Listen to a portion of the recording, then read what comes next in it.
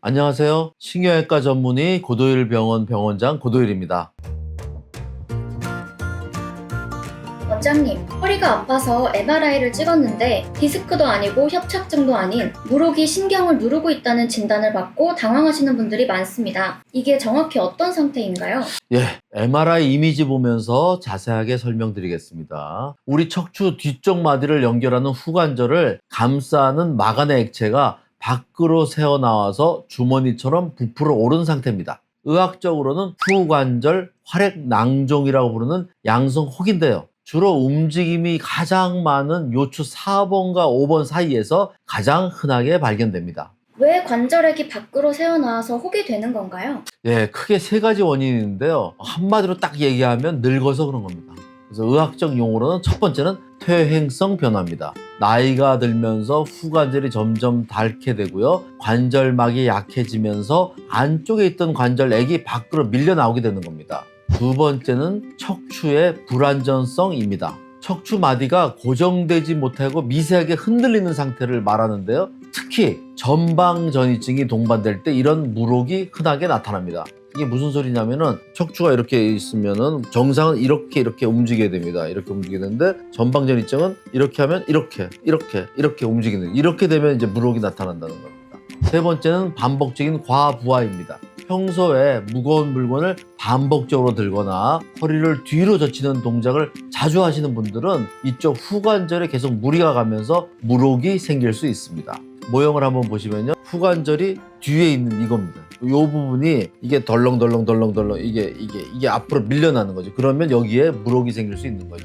예를 들면 이런 겁니다. 운동화를 신었을 때, 큰 운동화를 신으면 발이 운동화 속에서 움직이잖아요. 그러면서 물혹 생기는 것처럼 뼈가 덜렁덜렁 되면서 마찰에 의해서 물혹이 생기는 겁니다.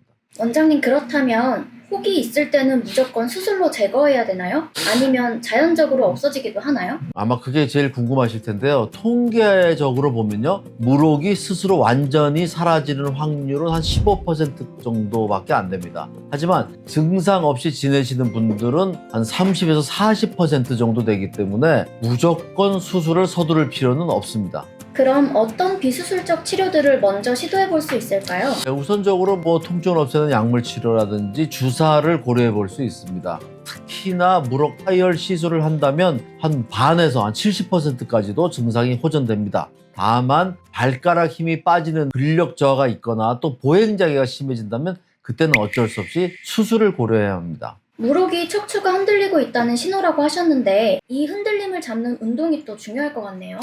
맞습니다. 후관절에 가해진 압력을 분산시켜서 자극을 최소화하는 것이 핵심입니다. 가장 좋은 운동 몇 가지만 좀 알려드리자면요. 첫 번째, 복행근 브레이싱. 복압을 높여 후관절에 가해지는 압력을 줄여주는 기초 운동입니다. 누워있거나 앉은 자세에서 배에 자연스럽게 힘을 줘 배를 단단하게 만든 후 호흡을 멈추지 않고 10초 유지하여 10회 반복합니다.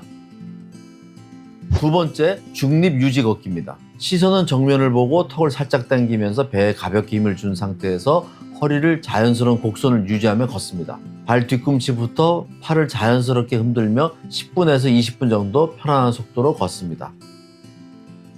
세 번째, 짧은 브릿지 운동입니다. 바닥에 누운 상태에서 발로 바닥을 밀어내는 느낌으로 엉덩이 근육을 살짝 들어 올립니다. 양쪽 엉덩이를 모아서 수축감을 느끼고 5초간 유지한 후 천천히 내리면서 이를 10회, 2회 내지 3회 세트 반복합니다. 네 번째, 고관절 가동성 운동입니다. 누운 상태에서 한쪽 무릎을 세우고 다른 쪽 다리를 천천히 들어 올립니다. 허리가 뜨지 않도록 복부에 힘을 주고 고관절만 부드럽게 움직입니다. 위아래 시계 반시계 방향으로 움직임을 만들어줍니다.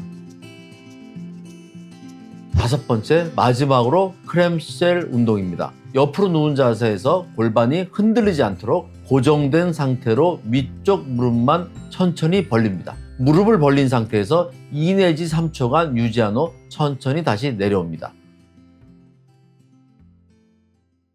그럼 반대로 환자분들이 주의해야 할 동작도 있을까요? 허리를 뒤로 심하게 젖히는 요가 동작이나 스트레칭은 절대 금물입니다. 또한 철봉에 매달리거나 무거운 무게를 치는 데드리프트, 무리한 등산 내리막길은 후관절에 큰 과부하를 줄 수 있으니 반드시 피하셔야 합니다. 마지막으로 무록으로 통증을 느끼고 계실 분들에게 한 말씀 부탁드립니다. 요추 후관절 무록은 단순히 혹만 제거한다고 끝나는 문제가 아닙니다. 근본 원인인 척추의 흔들림을 잡지 않으면 언제든 다시 생길 수 있습니다.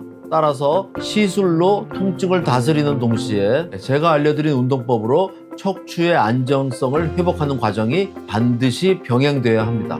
오늘 내용이 무록으로 고민하신 분들께 실질적인 도움이 되셨으면 합니다. 지금까지 고도일병원 병원장 고도일이었습니다. 감사합니다.